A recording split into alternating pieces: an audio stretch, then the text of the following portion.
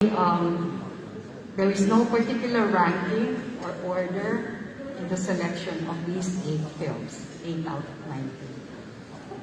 The first story is about a detective, Edmond Villon, portrayed by Dingdong Dantes, whose marriage is in the process of annulment. His mother passes away, and in the middle of the funeral, he learns that he and his teammates are being investigated for bribery and embezzlement. He immediately drives away and on the road crashes and kills a homeless man. Fearing that he will be charged with manslaughter, he puts the corpse at the back of his car, goes back to the cemetery, and manages to hide the dead body in his mother's coffin. But somebody saw what happened, and the detective is threatened by a person claiming to have seen the crime. A few days after, Detective Villon and his team are assigned to locate and arrest a wanted person who is revealed to be the dead man whose body is in his mother's coffin. As the film progresses, it is shown that the hidden body was already dead when hit by the detective's car due to stab wounds inflicted by a police officer whose stash of cash from sale of confiscated cocaine was stolen by the homeless man. From Viva Communications Incorporated, directed by Lawrence Fajardo, it starred Dingdong Dantes, genre action, A Hard Day. Can we ask for the representative of Viva Films to go on stage for some of the press questions? May representative ho ba galing sa Viva Entertainment? Si Jennifer Lee. Meron dito sila Viva. Here. Ayan. He's be on stage. If you remember, if you can recall, A Hard Day was supposed to be an entry to the first summer film festival by the Metro Manila Film Fest. So, here's Jerry Olea to ask a question. Sa taga-Viva.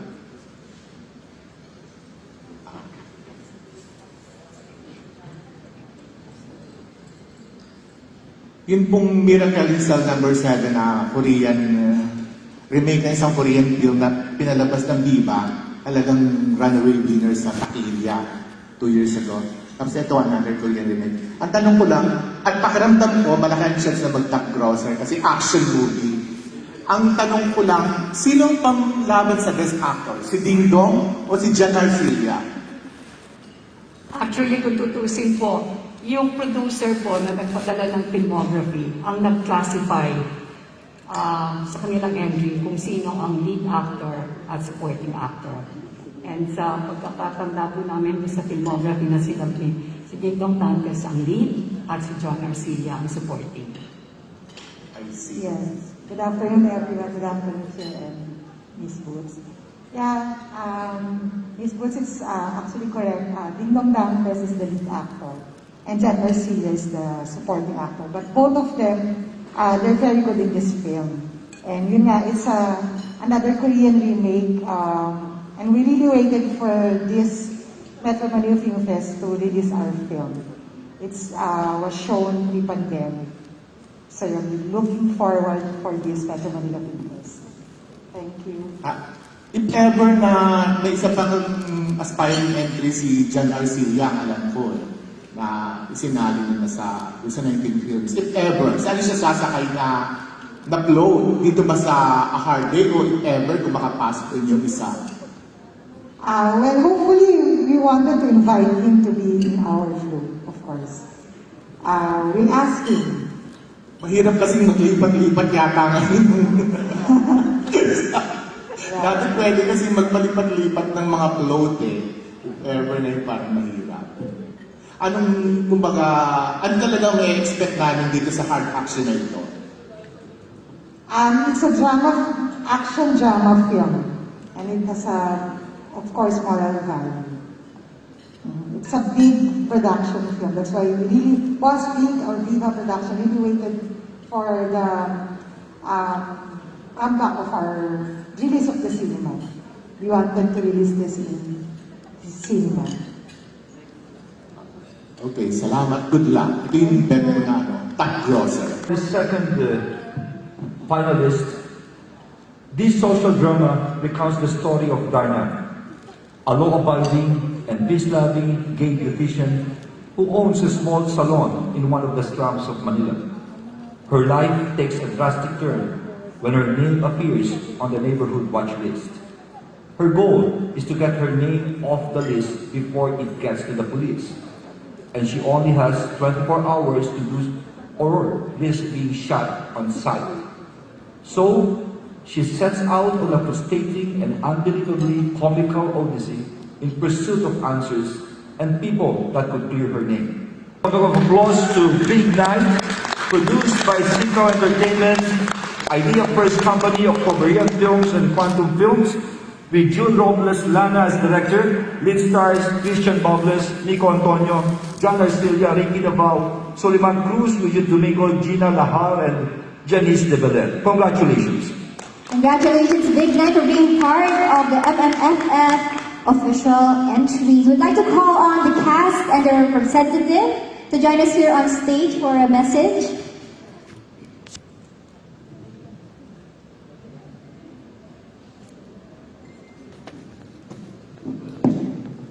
Very rare appearance of Direct June Lana. Good afternoon po. Maraming salamat po, Noreen Chiu. Thank you po. Yun lang. Anyway, we have here Mel Ballanera to ask a question kay Direct June.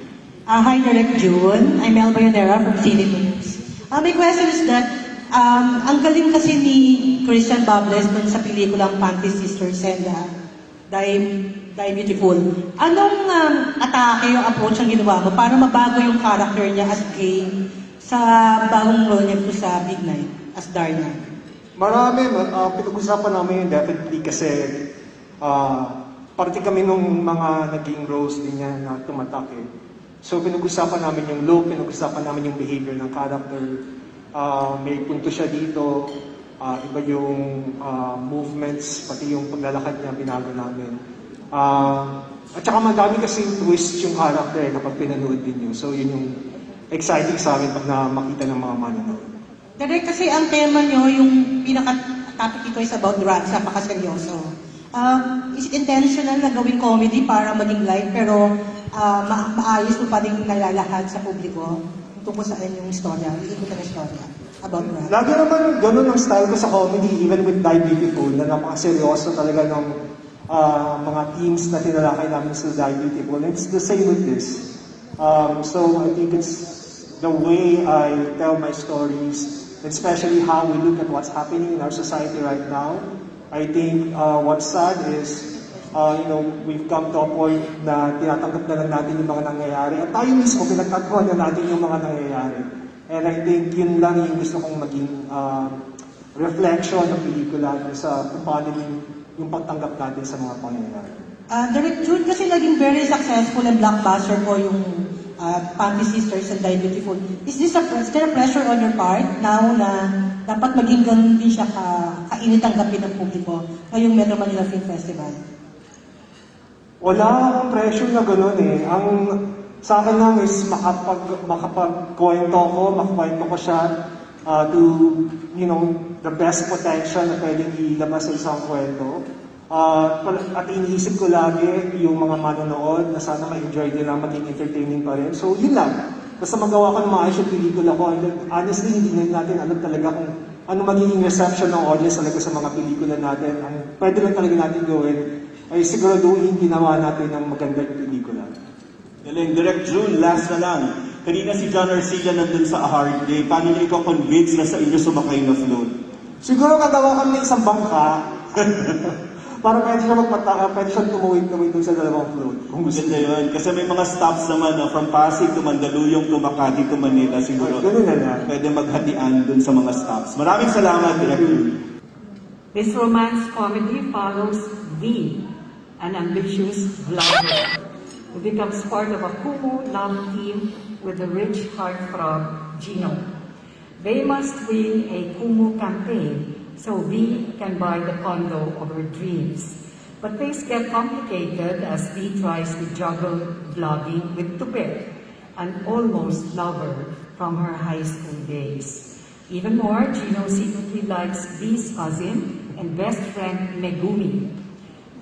The film explores how these four characters navigate love and friendships online to escape their realities offline, all while getting entangled in Dee's journey to achieve her dreams. May we have a trailer, please?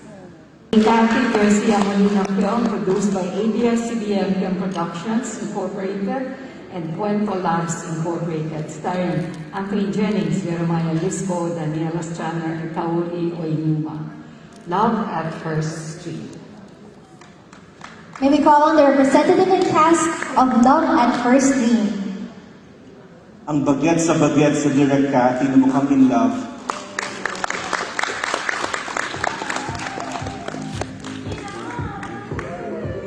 Congratulations, Direct Kathy Garcia Molina. Hello, hello. Nice meeting you, sir. Hello, everyone po. Taas ng energy ko. Salamat po sa pagpili. First time ko po ito! In almost 30 years in the business, and 1994, nakalimutan ko na po, more than a decade of directing, first time ever to join MMFF, and thank you. Thank you po sa pagpili. Bago ako mag-retire! Kasi naman, Direct Cathy, pang solo blockbuster ka, pero how does it feel makakasama ka sa mga parada at mga awards night? Actually, naka-reserve na akong umalis sa Pasko. Sabi nila, direct may float. Ang ganun ba? Di kasi kasanay. So, hindi ko alam, pero I'm sure I'll be there. Ito si MJ Felipe na magtatanong kasi kung cover niya to sa TV Patrol. Direct, nagulat naman ako na first time mo pala sa Film Fest. Ano? Nagulat ako na first time mo pala sa MMFF. Opo. In a span of your decades, Yes. long career. Direct, did you have to, buti umabot kayo, did you have to reshoot kasi nagkaroon ka ng change sa cast mo? Yeah. Fortunately, kukunti pa lang yung nakunan kong eksena. So, tumuloy. Actually, maraming dinaanan yung pelikulang to, na pagsubok. Tinanong ko na si Lord. Kaya ko, Lord, sana sabi mo na ba sa akin stop? Or inaalam mo kung hanggang saan ako? And fortunately, with His blessings, natuloy at Congrats, Direct. Thank you. Thank you, Direct Cathy. Salamat po. For the fourth finalist, this drama film follows the story of a desperate son but caged all his life by his inner demons, Miguel. He is in search of his mother, Norma, and his beloved Andrea, after the Typhoon Haiyan ravages their coastal town. As soon as he finds these two, Miguel tries to convince them to leave the unlivable city. As Miguel's time slowly runs out as another storm approaches, he must decide whether to stay on or to persuade his loved ones or to leave town on his own before the next disastrous storm, divorcing and the only hope he knows. Maupay man it panahon, whether the weather is fine. This is produced by Cinematographica, Plan C, House on Fire, I1 TFC, Globe Studios, Black Sheep, Quantum Films Incorporated, AAND Company, Kawan Kawan Media, Wade Demand Brothers, CMB Films, and directed by Carlo Francisco Manatad. The lead stars are Daniel Padilla, Chano Santos Concio, and Rance Raffo. Palakpakan po natin. May we call on stage the cast and representatives of Kung Maupay Man It Panahon. We have Army Kakanindin at ang ninang ng bayan, si Attorney Georgie Alonso.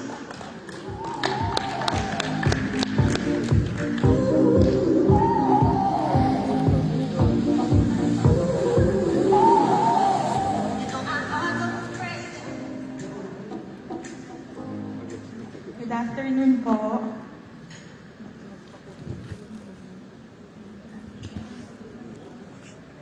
Ayan, maraming salamat po for selecting our film. It's been like 7 years for us making this, at kahit pa paano, eto na siya, it's going home here in the Philippines after sa ilang festivals din po sa mundo. Attorney, we have here Marinel Cruz from the Inquirer who has written about your film to ask a question. Thank you, Noel. Question ko lang po is, kasi nagkaroon na po siya ng honor sa Locarno and recently nanalong Best Director si Carlo. How do you expect this na makaapekto sa performance ng film sa local audience naman po? Makakatulong po ba sa palagay ninyo?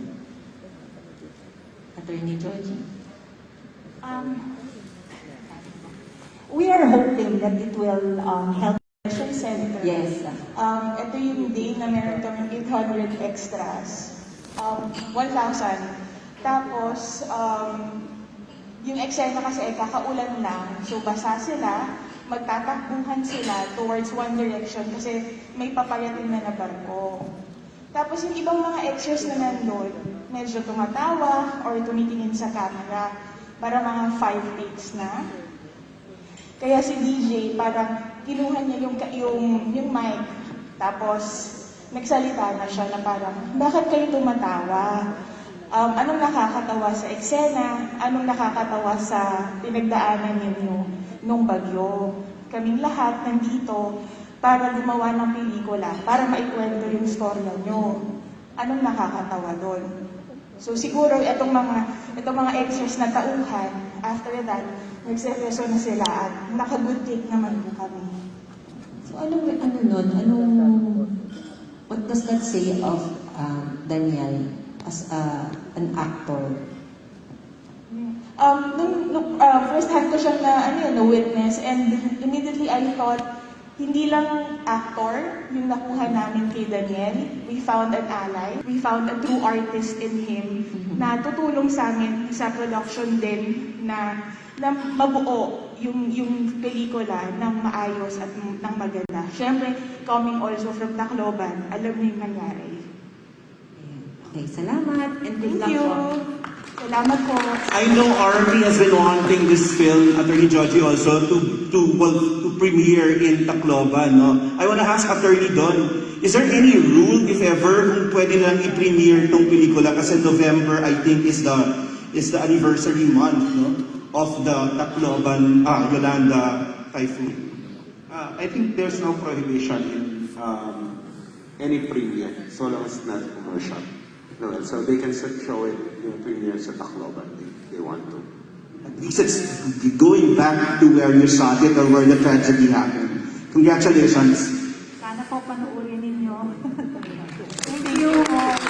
Movie number 5. This is about a nurse who has been working for 6 months in a hospital.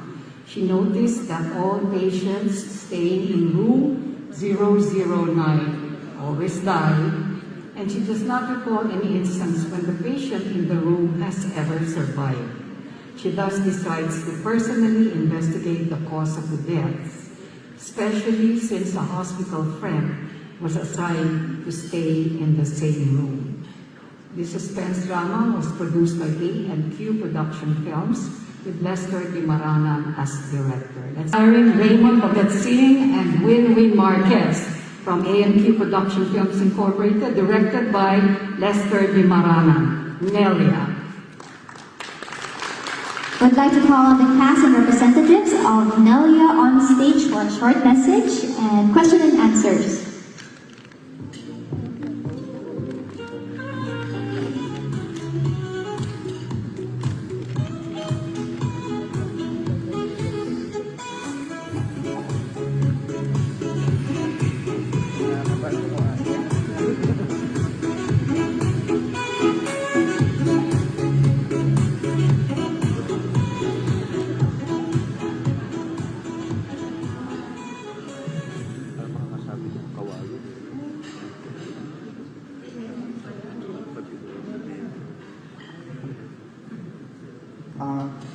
Maraming salamat po sa lahat ng bumubuo ng Metro Film Festival. This is our first time po, so medyo nakakakaba. Sa lahat po ng mga bumubuo ng Executive Committee, maraming salamat.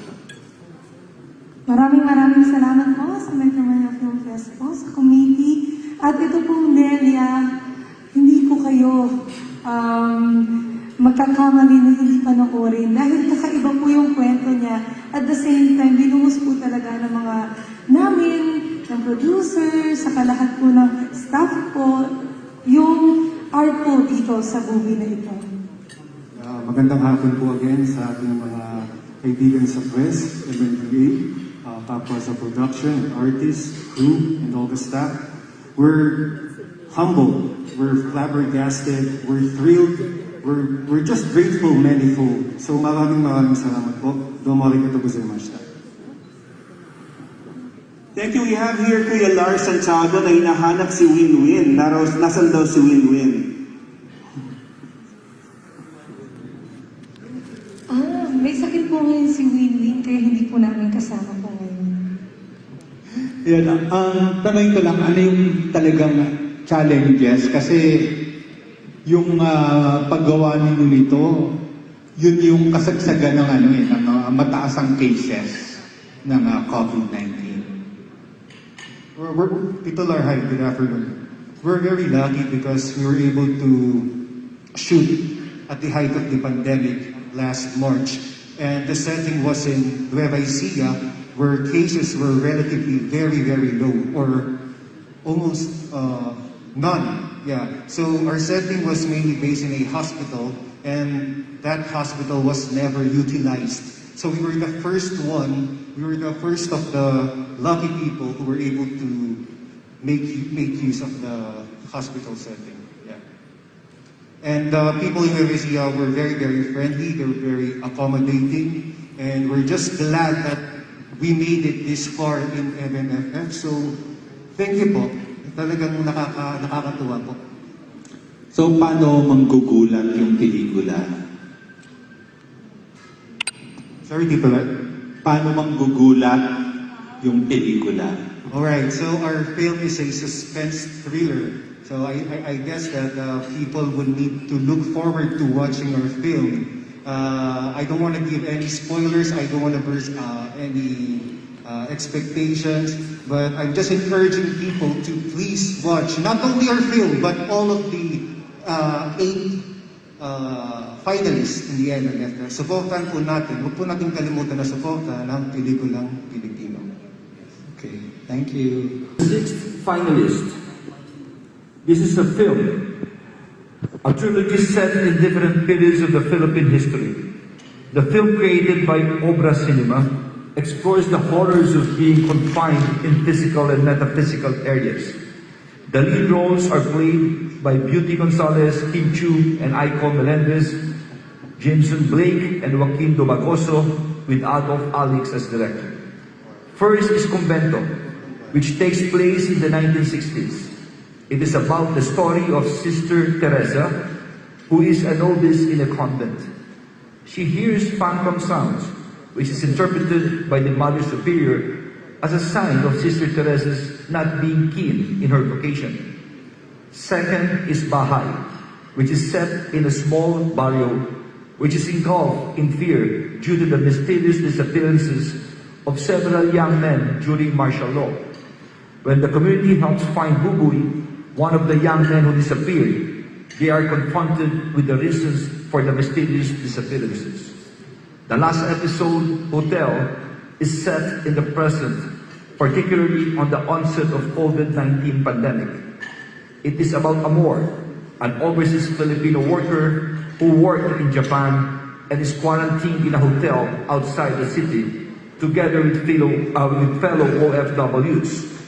Amor sees ghostly apparitions that intensifies due to her isolation and to her fear of the virus. She later on learns that her fear is coming not from the ghost haunting her, but from the people trying to contain the pandemic. Pelikulang Huwag Kang Lalabas. Congratulations! I'd like to invite on stage the cast and representatives of Huwag Kang Lalabas.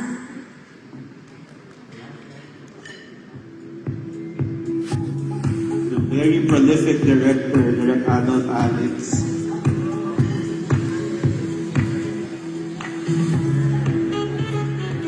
Gandang hapon po.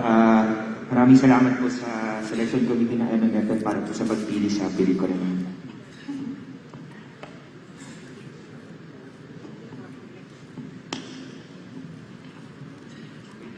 Okay, we have here Romel Gonzales na lumabas pa galing sa Laguna para magtanong sa inyo. Yes, good afternoon po. My first question is, alam ko rin po ito, na ikwento sa akin ni Aiko Melendez, na you shot this, dahil ng pandemic. Gaano kahirap i-mount and based on trailer, talagang outdoors ang shooting nyo, may mga effects.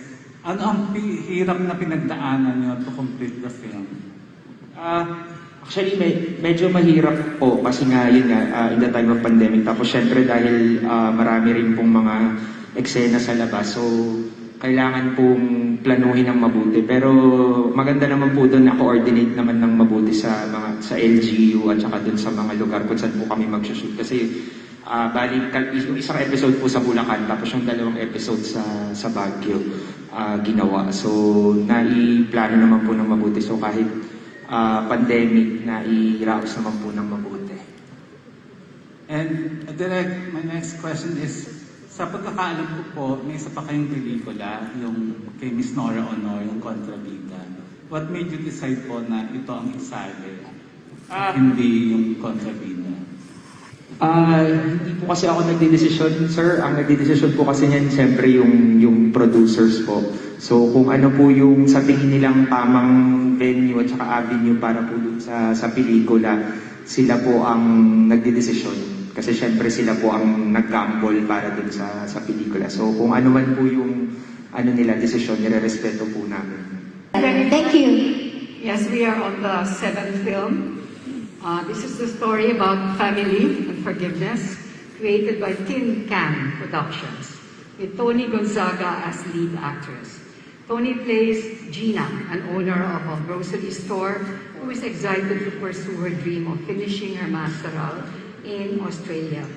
However, she could not entrust the management of her store to her sister, Danny, whom she resents for being one of the reasons for the death of their parents. One day, a mysterious girl named Leng Leng meets an accident and dies right in front of the grocery. Leng Leng's spirit takes over Danny's body. Danny's actions gradually change and become aggressive. Gina is forced to postpone her travel to Australia in order to help save her sister from the evil spirit. Eventually, Gina learns more about Leng Leng, who was angry at her own mother for abandoning her at an early age. Her spirit could only be put to rest if forgiven by her mother. Gina therefore helps locate Leng Leng's mother, to whom the spirit through Danny asks for forgiveness. In the process, Gina finds a way of opening her heart in forgiving her sister. A production of Tin Can, directed and written by Hirt Solomon and starring Toni Gonzaga and Alex Gonzaga, The Exorcist. We'd like to call on stage the cast and representative of The Exorcist.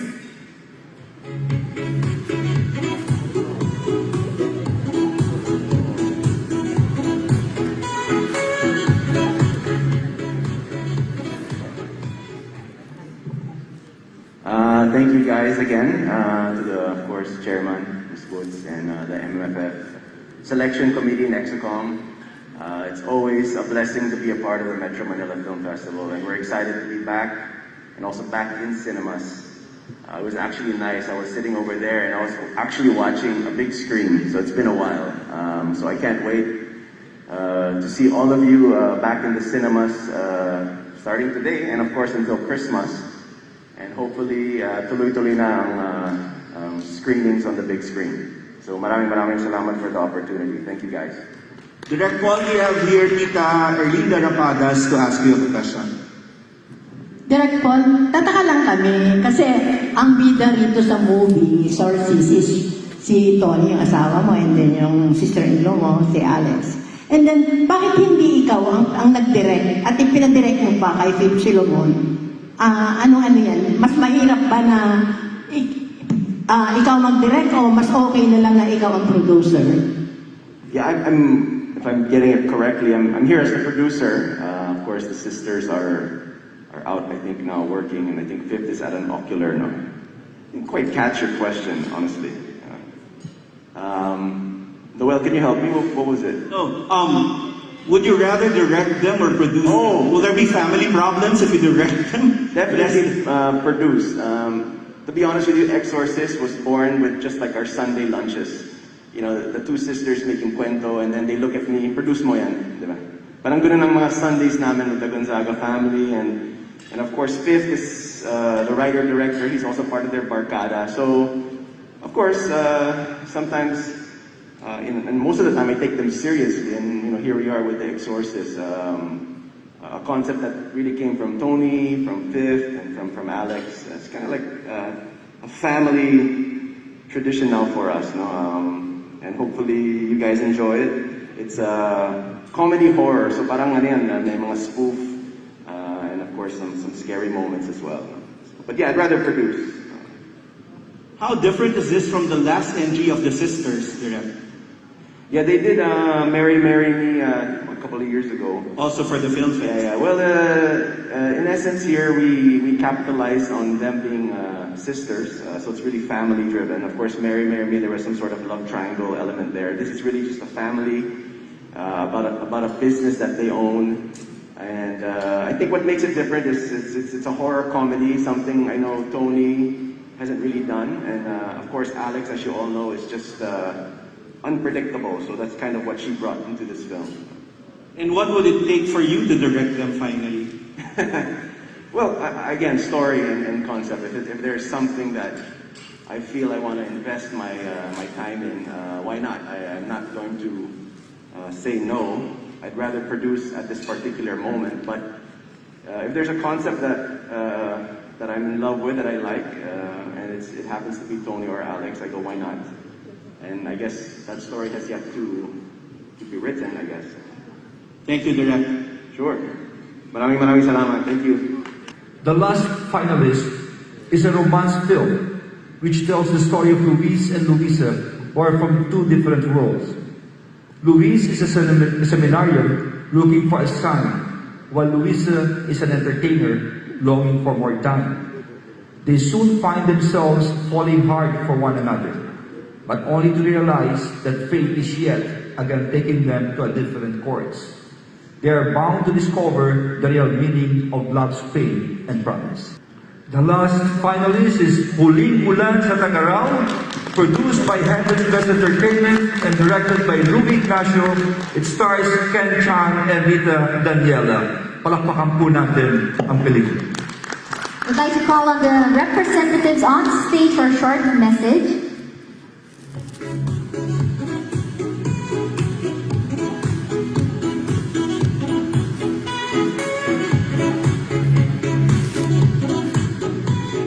Ang pandemic producer na si Dennis Evangelista. Good afternoon, everyone. We're so happy na napasama ang Huling Ulan sa Tag-Araw.